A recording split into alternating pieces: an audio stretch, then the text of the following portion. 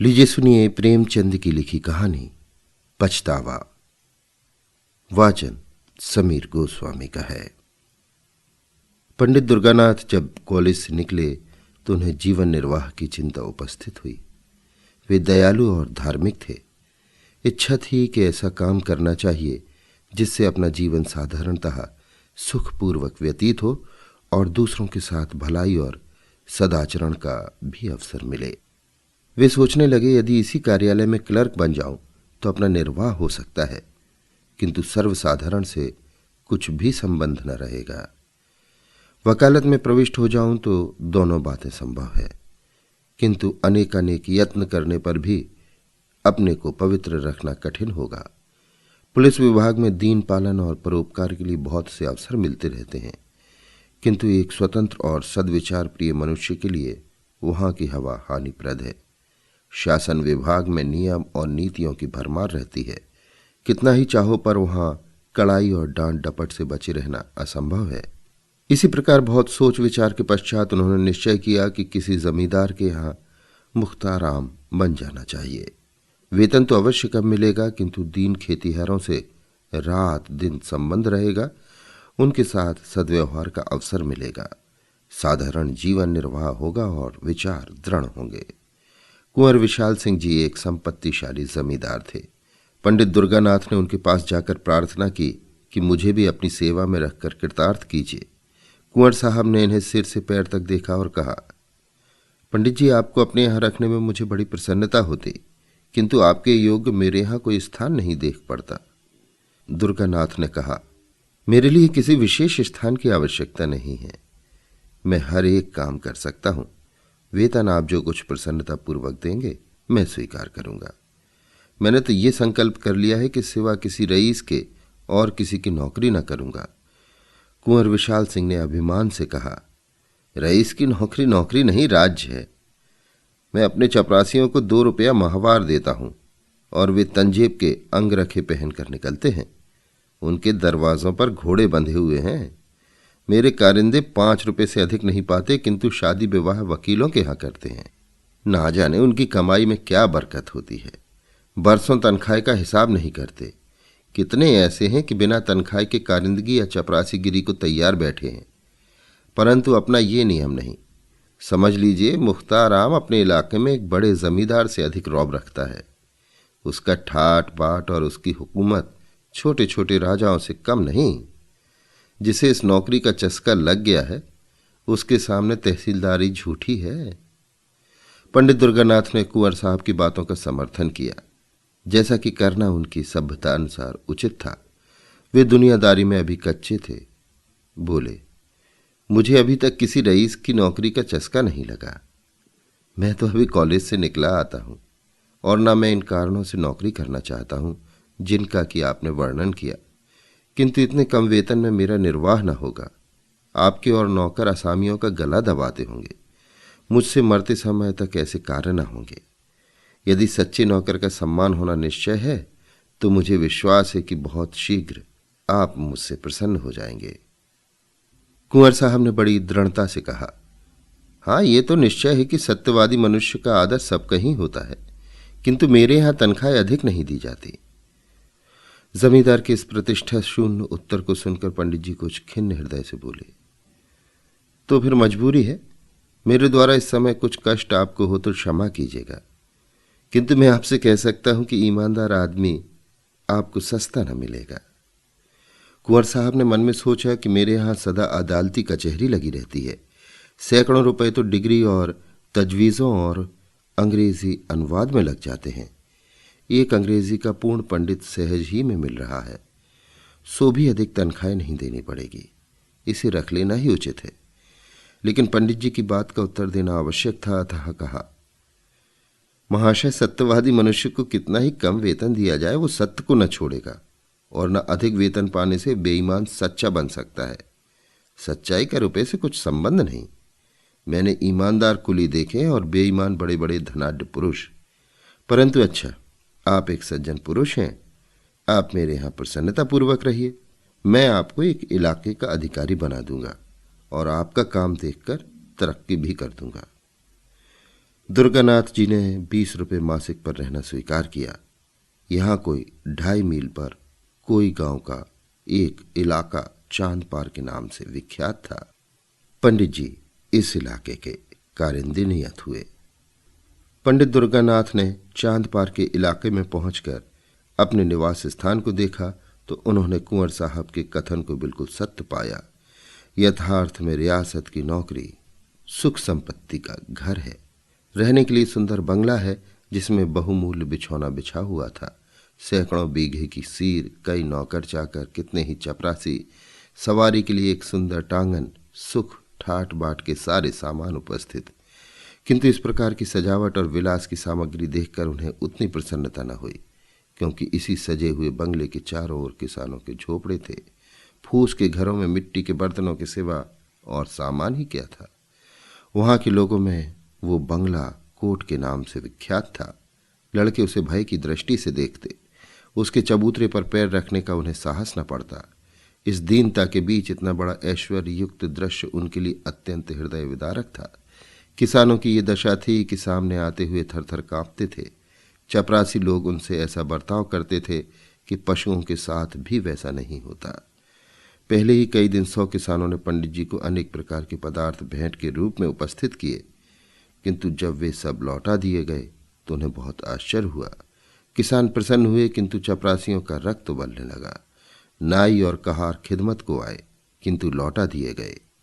अहीरों के घर से दूध से भरा हुआ मटका आया, वो भी वापस हुआ। तमोली एक ढोली पान लाया, किंतु वो भी स्वीकार न हुआ। असामी आपस में कहने लगे कि कोई धर्मात्मा पुरुष आए हैं, परंतु चपरासियों को तो ये नई बातें असह्य हो गईं। उन्होंने कहा, हुजूर, अगर आपको ये चीज़ें पसंद ना हो तो ना लें, मगर रस्म तो ना मिटाएं। अगर कोई दूसरा आदमी यहाँ आएगा, उसे नए सिरे से ये रस्म बांधने में कितनी दिक्कत होगी।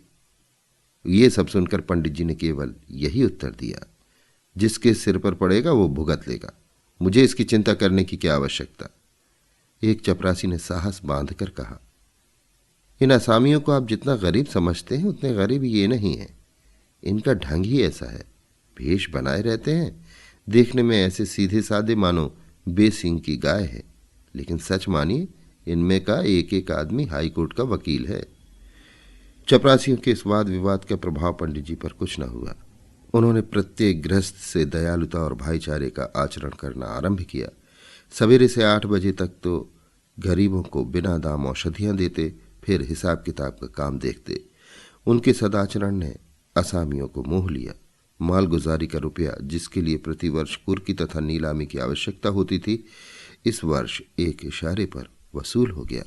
किसानों ने अपने भाग सराहे और वे मानने लगे कि हमारे सरकार की दिनों दिन बढ़ती हो।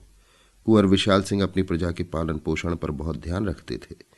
वे बीज के लिए अनाज देते और मजूरी तथा बैलों के लिए रुपए, फसल काटने पर 1 का 1.5 वसूल कर लेते। चांद पार के कितने ही आसामी इनके ऋणी थे। चैत का महीना था, फसल कट कट कर खलिहानों में आ रही थी।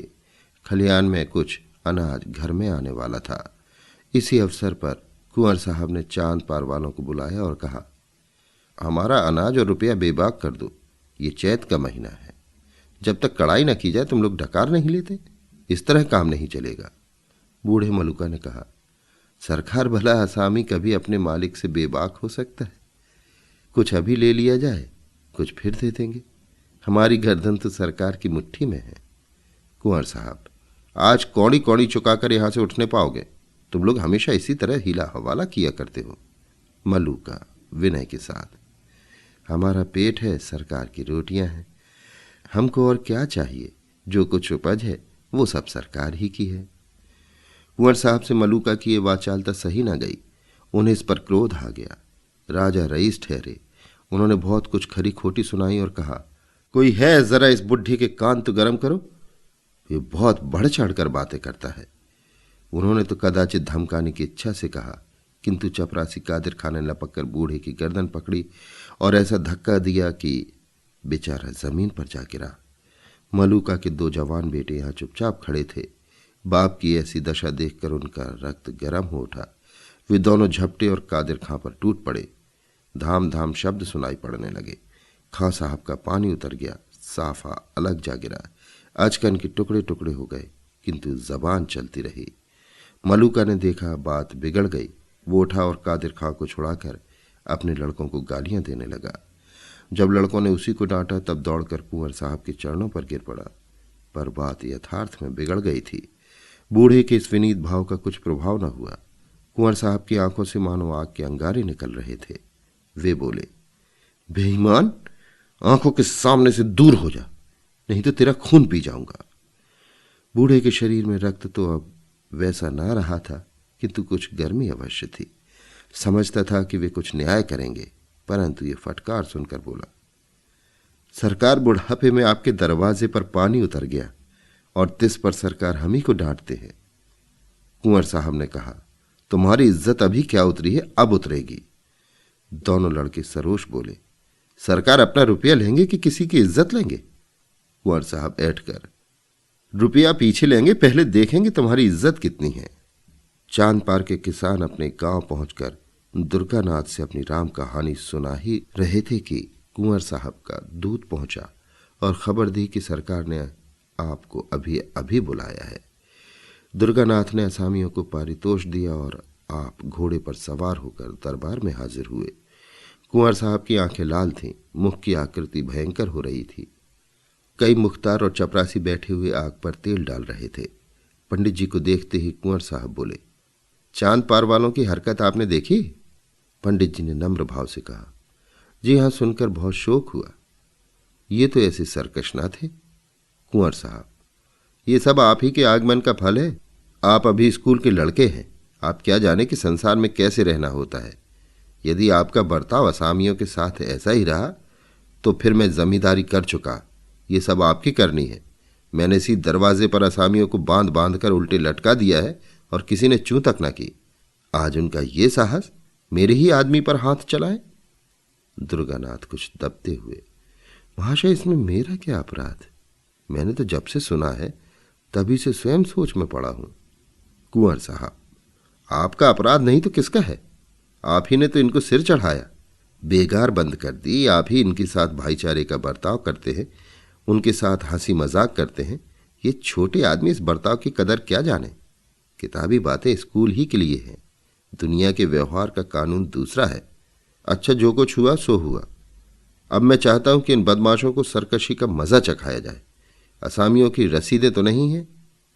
दुर्गानाथ कुछ डरते हुए, जी नहीं, रसीदें तैयार हैं, लेकिन आपके हस्ताक्षरों की देर है।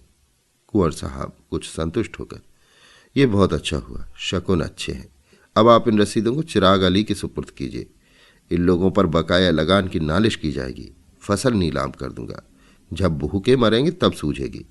जो रुपया अब तक वसूल हो चुका है वो बीज और ऋण के खाते में चढ़ा दीजिए।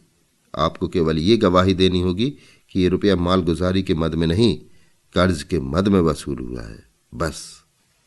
दुर्गानाथ चिंतित हो गए।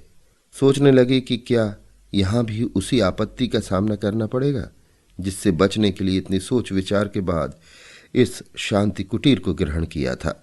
क्या जानबूझकर इन गरीबों की गर्दन पर छुरी फेरूं, इसलिए कि मेरी नौकरी बनी रहे? नहीं, ये मुझसे ना होगा। बोले, क्या मेरी शहादत बिना काम न चलेगा?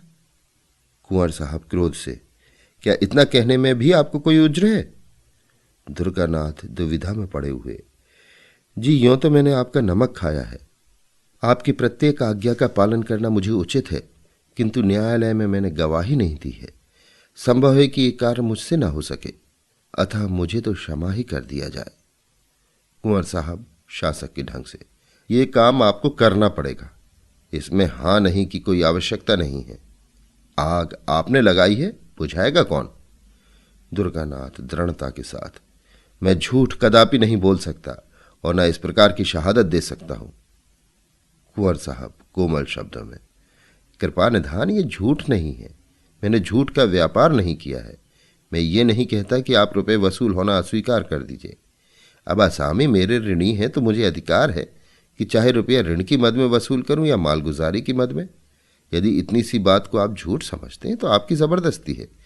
अभी आपने संसार देखा नहीं, ऐसी सच्चाई के लिए संसार में स्थान नहीं।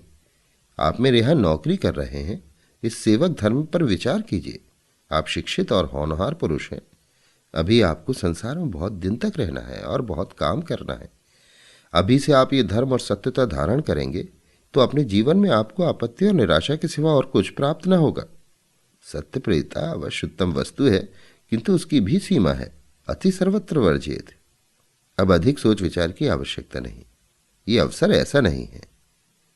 कुंवर साहब पुराने खुर्राट थे। इस फेंके से युवक खिलाड़ी हार गया। इस घटना के तीसरे दिन चांद पार के असामियों पर बकाया लगान की नालिश हुई। समन आए, घर घर उदासी छा गई। समन क्या थे, यम के दूत थे। देवी देवताओं की मिन्नतें होने लगीं। स्त्रियां अपने घर वालों को कोसने लगीं और पुरुष अपने भाग्य को। नियत तारीख के दिन गांव के गवार कंधे पर लोट डोर रखे और अंगोछे में चबेना बांधे कचहरी को चले।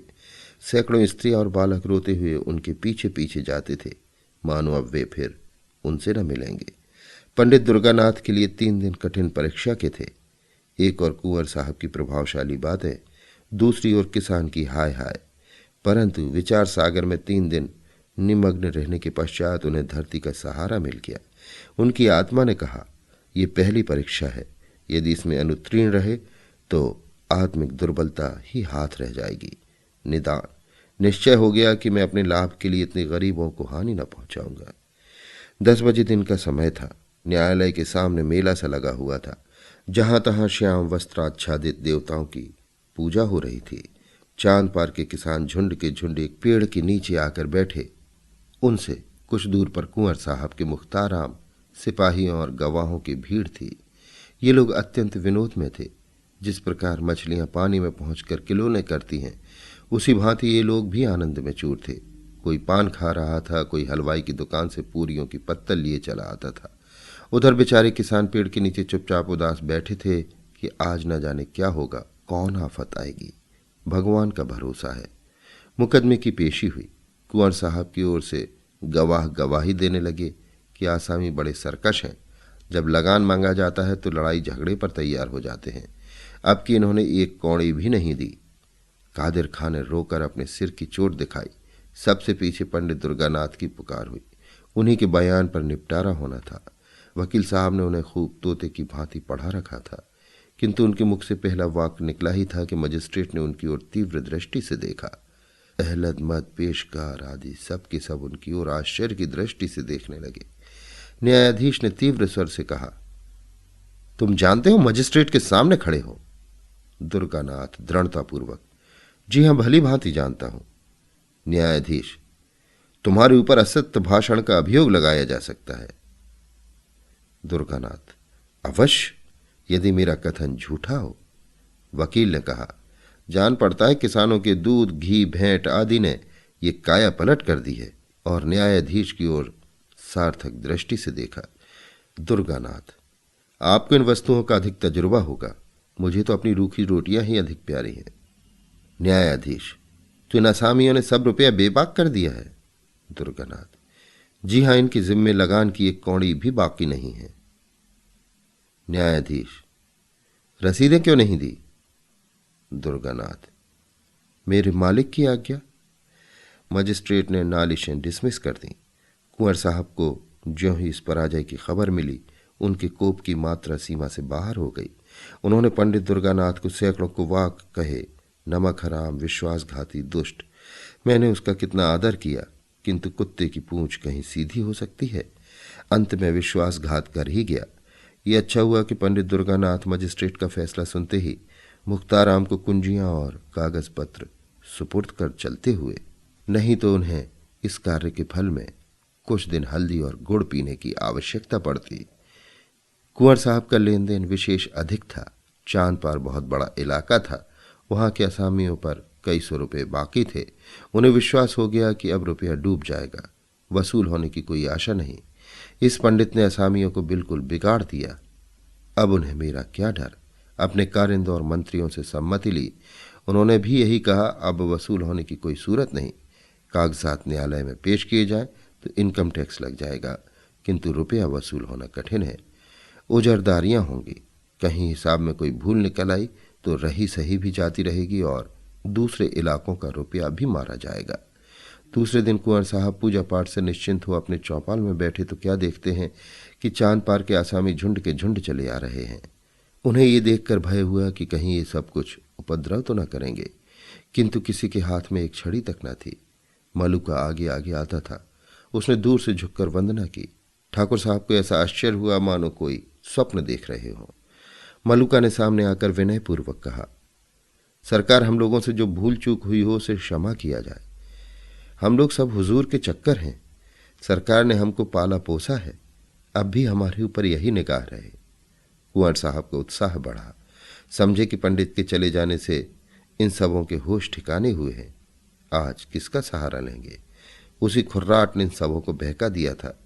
कड़क कर बोले, वे तुम्हारे पंडित सहायक कहाँ गए? वे आ जाते तो जरा उनकी खबर ली जाती। ये सुनकर मलुका की आंखों में आंसू भर आए। वो बोला, सरकार, उनको कुछ न कहें। वे आदमी नहीं, देवता थे। जवानी की सौगंध है जिन्होंने आपकी कोई निंदा की हो। वे बेचारे तो हम लोगों को बार बार समझाते थे कि देखो, मालिक से बिगाड़ करना अच्छी बात नहीं। हमसे कभी एक लोटा पानी के रवादार नहीं हुए। चलते चलते हमसे कह गए कि मालिक का जो कुछ तुम्हारे जिम्मे निकले चुका देना। आप हमारे मालिक हैं। हमने आपका बहुत खाया पिया है।